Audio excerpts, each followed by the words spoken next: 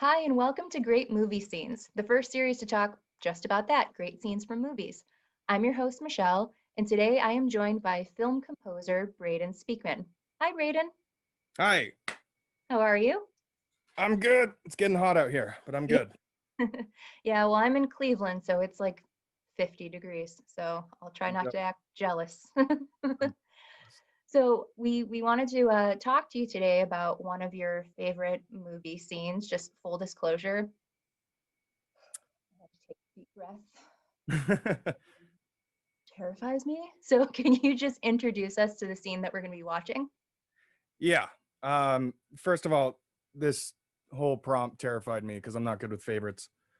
And I don't know. I actually had to like sit up for nights just drinking straight whiskey, just trying to write down an answer for this. And I couldn't land on one. So I just decided to pick the most obvious choice for me. Yeah, The Exorcist. And even that was a huge pain because there's so many specific moments in that movie that I think aren't recognized, as genius scenes. I mean, there's so many over the top moments in that movie that as an audience member, you can't help but remember those parts. But there's so many, softer scenes Yeah. that I really think sell it, that I really think left the audience scared. Anyways, I just went with the ending. It's one of the coolest endings ever. Okay. All right. Um, Well, let's take a watch, and I'm going to hold my breath. So right we'll on. we'll take a watch at this, and then we'll come back and talk about it. Awesome.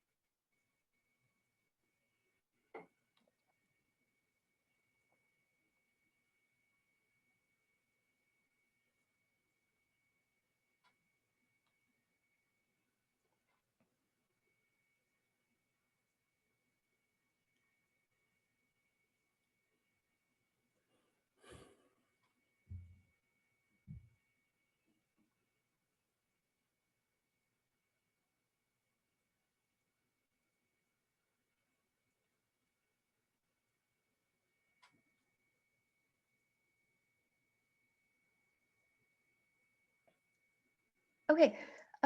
So we've done quite a few interviews, and never before have I brought a prop, but today I did. Yep, that is Oh, homework nice. because I don't mess with this movie. Like this movie, I can't. I grew up Catholic. This movie's a documentary, so like it Awesome. freaks me Great. out. That's So great. tell me a little bit why you chose this scene specifically, because like you said, there's many like really great scenes throughout the movie. From the makeup to the score to all kinds of things. So why did you pick this one specifically? Um, I mean, I've probably seen this movie 200 times. Um, and and also I'm just a horror movie junkie. So I've seen them all. B movies, thrillers, um, all of them. And The Exorcist just has one of the best resolutions. Most horror movies, it's still out there, you know? This one follows a traditional story arc. It closes the book. Our characters have changed and we've learned things along the way.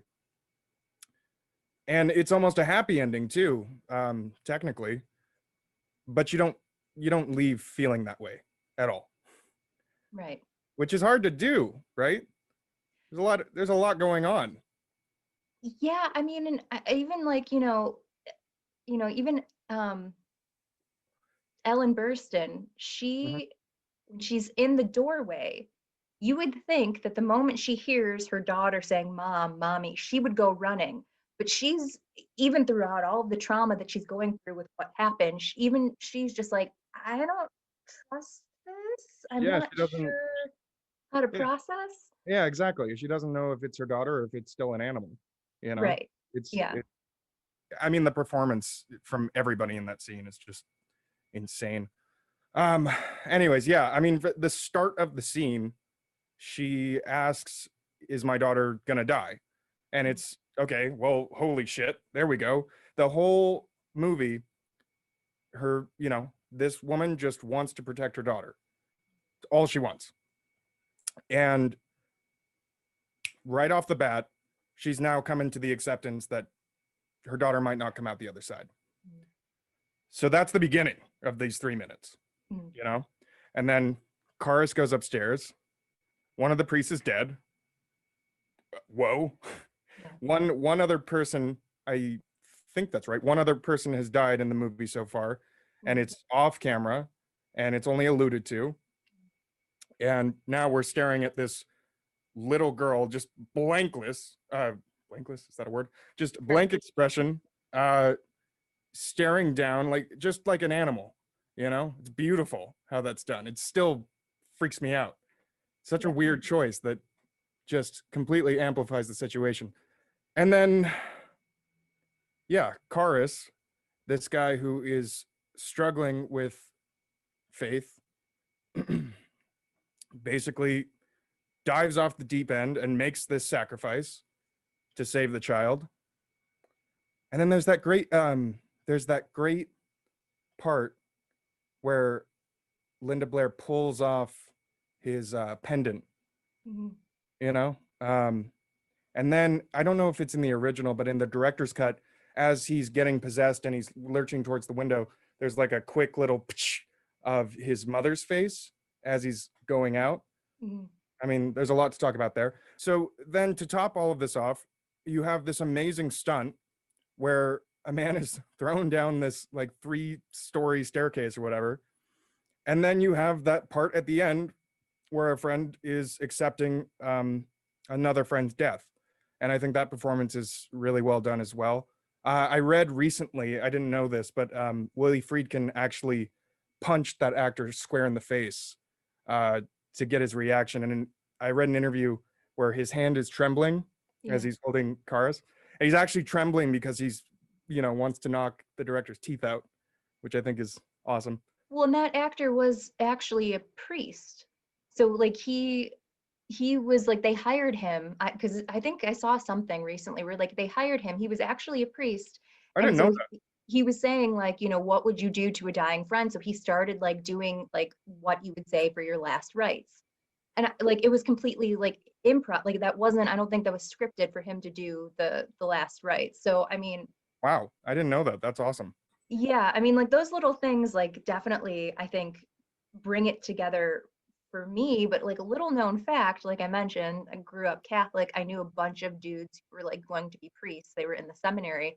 This is like the movie for seminarians. Like this is their go-to movie because they're like, it's the ultimate tale of good versus evil. And I don't know if you would think like a bunch of guys wanting to be priests would be sitting around watching The Exorcist, but apparently that's the case. But So that's the coolest thing about this movie is yeah, everybody's seen The Exorcist. Everybody and their grandmother has seen The Exorcist, and we still talk about The Exorcist, you right. know. And I mean, I don't, honestly, I think the first time I saw the movie, I think I was 8, and my mom wouldn't let me watch this, but I would beg and beg and beg and beg. And finally, we're in a Blockbuster, and she surprised me. We're, checking out with buy all the T-shirts and the popcorn, and she like flashes me The Exorcist, and I'm giddy. I'm like, finally, I'm gonna see this movie. And I was just disappointed, you know, because I was 8. I wanted to see, at that time there was like Saw Oh, and okay. you know uh, body horror stuff, and everything Yeah. was jump scares. Mhm. Um, and I didn't really understand it. It was too slow for me. Yeah. Um, yeah, I only got to really appreciate the movie when I when I started taking the idea of working in production seriously, when I went to film school and understood why it's such an anomaly as it stands. Mm. Um, what were we talking about? I kind of lost my train Well, of no, thought. no, but it's interesting. No, it was interesting what you brought up because I've talked to a couple of other people where we talk about films that really didn't hit at the time and then they got like cult following. So like Scarface, it was Sure. eviscerated by the press, but then like it has this cult following. So I feel like, when the movie came out, there was people like throwing up and passing out in the movie theater, and it was this whole like, oh my gosh, this is Mostly like, mostly bullshit put out by the production.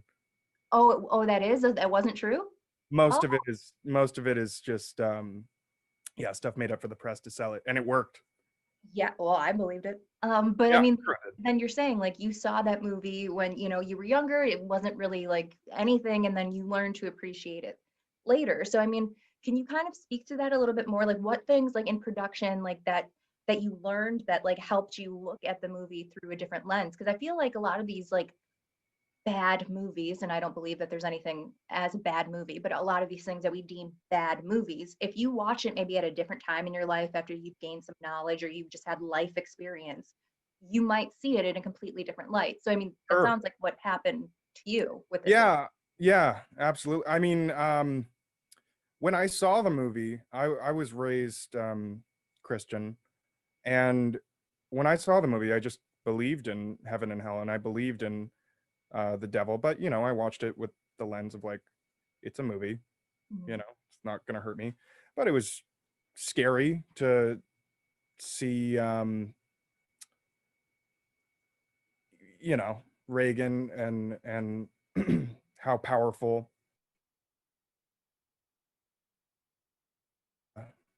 demons and Satan and whatnot. Anyways, I kind of struggled with faith when I was like 12 years old. That's when I took a step back and decided I don't believe in God. And I don't. It's been fine. I'm a happy atheist now. But watching the movie with that lens from Karras's perspective, um, him struggling with his faith. There's that great part where his mother is in the she's been institutionalized, and his uncle says to him, it's ironic, you're this brilliant psychologist. If you weren't a priest, your mother would be living in a penthouse. Mm. And it's when I started to put together that, oh, that's what's scary about this movie. It's scary because it's everything is on the line for this guy, and he doesn't know what for, you know? And I think that too is this kind of interesting thing that's happening in the movie. It's this conversation between Peter Blatty and William Friedkin, where it's like Friedkin is trying to make this completely separate movie where I don't know, maybe there was some trauma with Linda Blair's character. You know, they kind of allude to that with the director Burke, Yeah. and you know, from a case file, all of the things that Reagan um, is doing, that's someone who has had sexual trauma. You know, and I think he's trying to walk that line, and he's also just having fun with it. I mean, the pea soup scene, Yeah. you know, Yeah. all these just completely exploitive, shocking scenes. And then Blatty, I think, is writing. Um, I think he's talking about faith. You know, I think he's writing a story about good and evil, where you know, it kind of draws the line, like where does good start and where does evil start. Right. Anyways, I've probably seen this movie 200 times, and it just, as I got older, I started, you know, seeing the fundamentals of what made that script so good. And I don't know, it seems like such a happy accident, the whole thing, because also it's a $6 million horror movie, and the performances from every single person, they just struck complete gold, you know. Right. Right. I mean, it's so intense. If you changed any of those pieces, any of those roles, it could potentially all fall apart. Mhm. But you know, rewatching it so many times, I still believe the characters are in that place. Every time I watch the scene where, you know, Reagan's masturbating with the crucifix, I still really feel for the mother. I'm like, oh my God, can Right. you Yeah. imagine what No. that's like? And it's only believable because the performances are just stellar. Yeah. And so from your perspective of being a composer, I mean, I'm not a composer, but I could acknowledge the huge, huge importance of music to film. And just off the top of my head, I could start naming about 10 films that the score like pushed the story It's forward. everything. Yeah. This would be one of them. You That think? for me, because it left a very big impression on me. Like you, I was not allowed to watch the movie. Mhm. I begged my mother because I have a cousin who's like 18 months older than me and was like into horror film, and I just wanted to be like her. And so I was like, I think 11 or 12, begged my mom to watch it. Cut to, I watched it and then like slept in bed with her for 6 months afterward because I'm a chicken. But I mean, I remember that kind of creepy music because I remember feeling this like visceral emotion, like when you see the priest outside and the lights on the street and that creepy like, to me it left a big impression. So I mean, looking at it from the lens of being a composer, what do you think if we did something different with the music, the movie would be radically different? How would you Yeah. how would you describe that? I'm glad you asked. I watched the director's cut recently, and what I noticed is there's a ton. There's like 5 or 6 scenes where music was added that wasn't in the original theatrical cut, and it pissed me off. Oh. um, it felt totally wrong. Um, it took away the believability of the whole situation, because like I said, it's just the performances that really push that movie from just a horror movie to something that could be studied, you know, something that really works on another level. And I was watching this director's cut, and very subtle, you know, violins come in, and kind of eerie and covered in reverb, and all of a sudden I'm watching a horror movie. You know, I'm not in the story. I'm watching a horror movie. It actually was kind of goofy. Um, and I think that's another thing that I appreciate about the movie is there isn't too much score. Like Oh. that scene, for example, at the end, I don't think there's hardly any score, is there? Yeah, like I think very little just at the very end. Yeah. Right, right.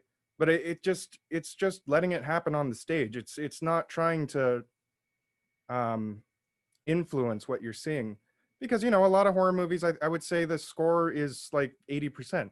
Mhm. Jaws without the score is just Right. it's probably laughable, you know. Yeah. um The Shining without the score, hardly like not a lot happens in those sequences. It's just that wall of sound, that unnerving tension that Mhm. really brings the whole thing together. And The Exorcist, I don't think it really needs it. And I know that when the movie was being put into production, Bernard Herrmann was supposed to do the score. And from what I've read, he was older. He just saw it as another gig. He really didn't give two shits. Mhm. So he said to William Friedkin, you know, we're gonna get this huge organ in this old church, and that's what we're gonna do, and you're gonna love it, you know. And William Friedkin wasn't interested Mhm. in what he cooked up, which is ballsy. Yeah. That guy was crazy. I Right. would, yeah, telling Bernard Herrmann that his score wasn't good enough. You must have been really cool. Yeah. Yeah, and then there's also another composer. I cannot remember his name, but he did a lot of interesting stuff. The score at the very beginning with the Mhm. scratching violins, that's just, you know, very unnerving and rampant. I think the original plan was for that to accompany most of the scenes. Mhm. Um, but that all got scrapped, and William Friedkin heard Tubular Bells. He was, it's almost, from what I've read, he was like, oh, that's cool. I'm just just throw it in there and call it a day. And I think it was actually the most correct choice. I mean, like as a composer, yeah, I think scores are at least 50% of any movie Mhm. and can potentially be 80, you know? Imagine any Spielberg movie without John Williams. It just Yeah. completely falls flat. Right. Um, uh, but it always impresses me when the score is really minimal, you know? If I don't notice the score, Mhm. I think that's I think to me that's the most impressive work, you know? Finding that balance where you don't really realize that there is score. It's I think it's crucial to really bringing you into the story. So if I could try to make an analogy of that, it's almost like when you see an actor and you're aware of the fact that they're acting Sure. versus just watching something unfold in front of you. Is it kind of the same thing with the score? It's like it has to be there organically, like it's meant to somehow be there. But if you're adding it on to something to push the performance or to push the story along, you as an audience are realizing that it's forced, Yeah. right? Yeah, of course. Um and you know, I got more confident in that idea as I worked with more directors, because 9 times out of 10 the notes on my work are just pull it back too much, too Mhm. much. And I always disagree with that at the time, because it's like, no, man, this is, let's amp it up. Yeah. Let's make this big. Let's make this explosive. Let's make it a really cool asset to the Mhm. picture. Um, but they're always right. You know, it's important to hold back. And again, there's examples where that's not the case at all. I mean, you know, what is Psycho without Bernard Herrmann's score? What Right. is on and on? But when the picture doesn't need it, it's crucial to stay out of it and just let the actors do what they do. And I think, yeah, The Exorcist is a great example of that, especially because, like I said, I watched the new director's cut, and you know, there's just these scenes where Karis is talking to the mother, and it's perfect as it is. But then I was watching it, and all of a sudden, there's like this, and I was just like, oh, this is a movie all of a sudden, because it's just it's fighting with the Yeah. performances, you know. Anyways, yeah, that's my 2 cents on that. No, I mean, that's really interesting to me because I mean, like I said, I'm not a composer, so I don't know what goes into it, but I would just assume that I feel like sometimes people assume this, but it's a little bit based on reality of like everybody on the film thinks that like their job is like this is what's making it. You know, it's like the actors like this is, you know, I'm it. The director's like I'm, you know, I'm running the show, all of these other things. So I would just assume that a composer would be like, well, no, like my I need to be adding more because it needs to, it's an integral part of the story. And what you're saying is true that it is, but it's just one component. It can't overrun the Yeah, entire film. yeah, and I mean, I think it also just completely depends. Um, if you're making the kind of movie where it needs big score, it Mm, needs big score. It will fail without it. But if enough is happening on the picture that you don't need score, then yeah. just take a seat back, let it happen. Bring in the score when it needs it. Well, and do you think is that a straight across the board for all kind of film? Because I feel like a lot of the times when I think about film score, I think about it more when it comes to horror films. So I mean, do you change up the way that you see that according to the genre, or do you feel like that's just like an across the board kind of statement? I mean, there's no across the board answers for anything Yeah, with cinema. yeah, Uh, that's what's so much fun about it. mm, So I guess no. yeah, Yeah. Yeah. The composers and directors are always changing the game. right, So right, it's fun, especially with horror movies. Well, for kind of, maybe. sure. Maybe we'll be indecisive on that. We don't know. It's fine. Yeah.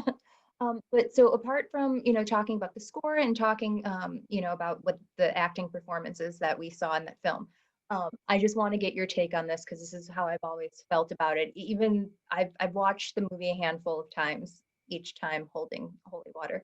But That's fun. I'm terrified of the movie at the beginning and at the very end when she's starting to become possessed and before she gets like super funky, I'm terrified. But once too much makeup gets put on, I feel like, okay, I'm watching a monster and it kind of takes me out of it. It's kind of like the same thing. Totally. Like I get scared at certain, like, Freddy Krueger, instances, but I'm aware that I'm watching a monster. Yeah. Do you feel the same way about that too? I mean, was there any kind of like, because you said your feelings about it have changed, since the first time you saw it. Have you noticed that certain points scare you now than they did before, or anything about how you view the film at large, how it's changed through the years? Oh yeah, sure. I mean, like I said, when I was a kid, if there was a scary sequence, it was Dick Smith's makeup, Mm, and because it's just a very frightening image. yeah. Um, but now that's not scary at all. It's awesome, but it's not Mm, doesn't scare me. Now what scares me is the character of Karis, and you know, dealing with grief from the perspective of someone that dedicated themselves to faith. That's scary as hell, you yeah. know. Um, and yeah, I would say none of the scene, maybe the Iraq scene actually does still creep me the hell out. I mean, if there's anything that can make you believe in the devil, it would be that scene. That's just ew, you Mm, know.